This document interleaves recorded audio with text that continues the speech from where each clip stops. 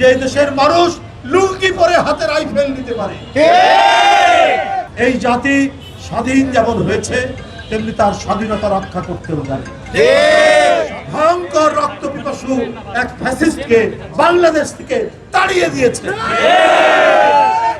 সুতরাং আজকে যারা ফ্যাসিবাদের উপাসনা করছেন, তাদেরকে সন্তুষ্ট করার চেষ্টা করছেন, আপনাদেরও বলে রাখি, আপনাদেরও মানুষ চিনে।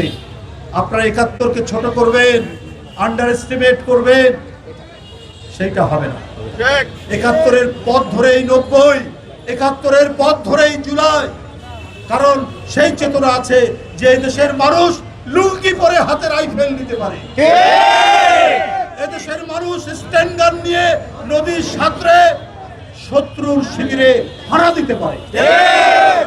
সেটাই হচ্ছে আমাদের ইতিহাস, সেটাই আমাদের ঐতিহ্য, সেটাই আমাদের গর্বের সম্পদ, সেটারই উত্তরাধিকার হচ্ছে আজকের প্রজন্ম।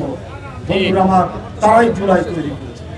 তাই আজকে খুব কৌশলে, খুবই চক্রান্তমূলক ভাবে যেভাবে কোনটা বড় কোনটা ছোট এইটা করার চেষ্টা করছেন, এতে কোনো লাভ হবে না। বন্ধুরা আমার, এই জাতি স্বাধীন যেমন হয়েছে তেমনি তার স্বাধীনতা রক্ষা করতেও জানে। স্বাধীনতা রক্ষার জন্য এদেশের ২০ কোটি মানুষ তারা সব সময় প্রস্তুত রয়েছে। আপনারা সব সময় লুকোচুরি করেছেন, আপনারা সব সময় দানবীয় শক্তির সাথে আঘাত করেছেন, এরশাদের সাথে করেছেন, বিভিন্ন সময় আপনারা করেছেন, চেষ্টা করেছেন।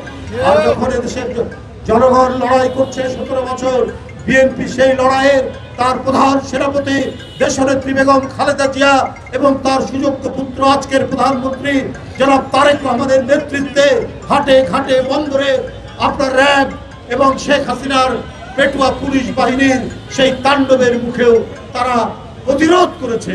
১৭ বছরের প্রতিরোধের বহিঃপ্রকাশ হচ্ছে জুলাই। সুতরাং আপনি সেই শক্তিকে চক্রান্ত করে আপনি দমিয়ে রাখতে পারবেন না।